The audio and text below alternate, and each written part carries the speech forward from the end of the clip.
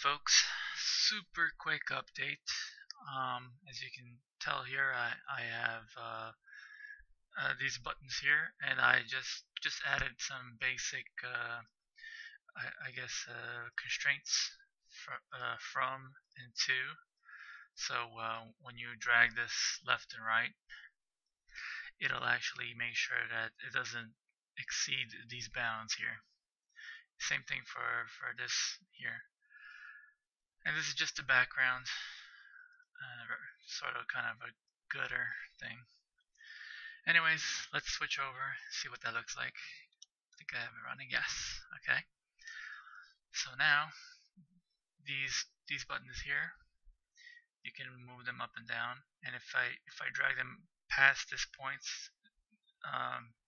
it doesn't, it's not going to allow it, to move past. So basically, the constraint is implemented. I'm not sure if I really need to add anything else to that. And vertical as well. And I think the next thing to do is to see about building the avatar. If not that, maybe that, or think about how the chat window, the chat panels, the windowing system itself is going to work. Because at the moment it's divided up into sections. So you probably can't tell.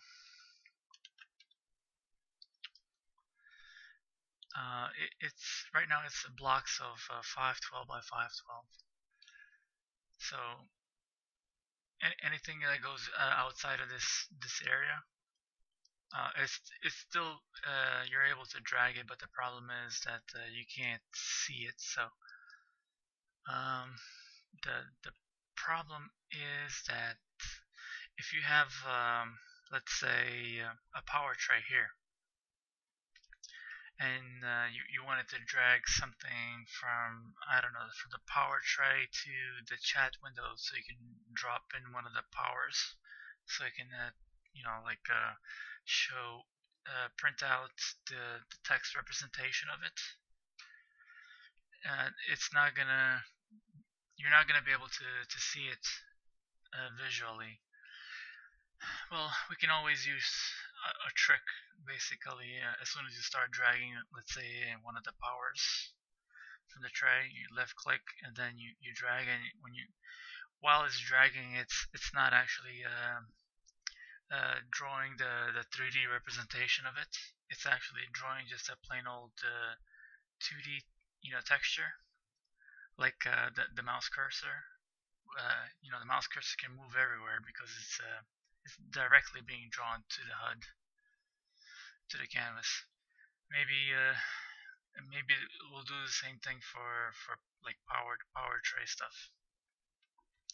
But this here is not using that functionality. I'm actually using actual 3D objects, 3D meshes to do this.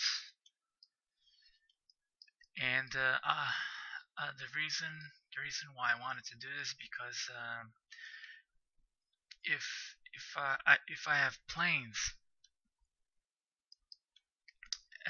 let's say I wanted to cast a shadow or something, and I wanted to have alpha transparency, then I basically I need to place it on a plane.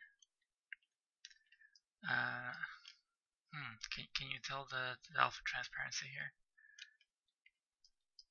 No, it's kind of difficult. But yeah, basically, if you want this alpha transparency, like you see it here, it has to be on a flat plane.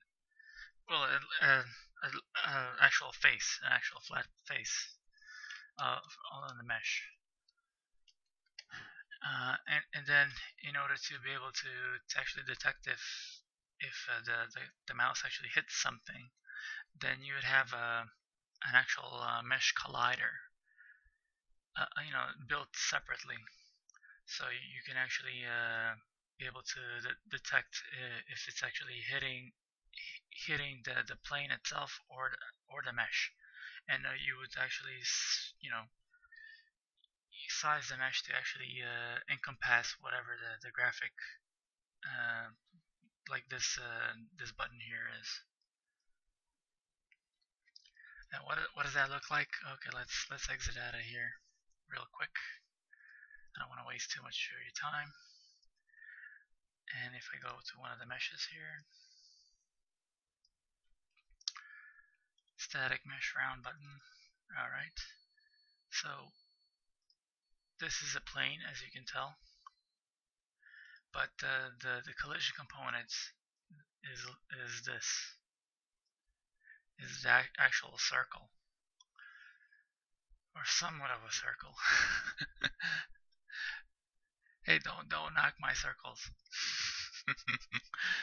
So yeah, it encompasses, it fits over the actual.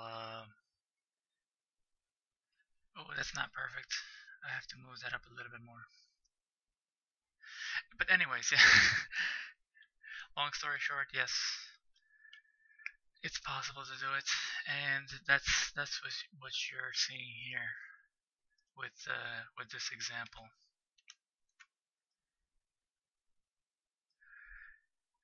And that's the method that's being used here. So even though you can't really tell that it has alpha components, an alpha mask to it, there is a shadow here. Oh, I know how I can tell better. And let's copy this and then paste and then size it. It's where's the scale? Let's put it to 2. Yeah, nice and big. And then move it up here.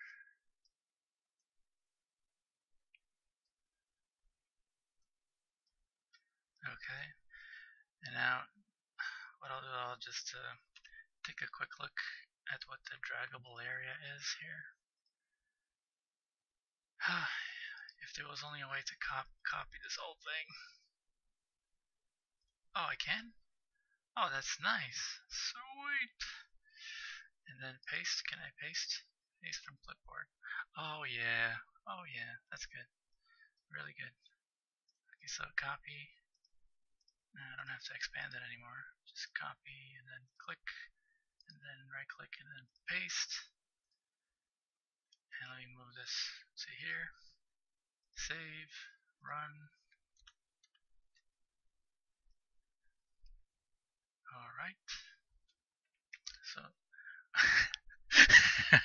oh, I forgot to modify it. Okay. Okay, this button is cheating. Yeah, well, the whole point of that was to see that there is an alpha component, alpha mask to it. So as you can tell right here that it's very slight, but it's there. It's working.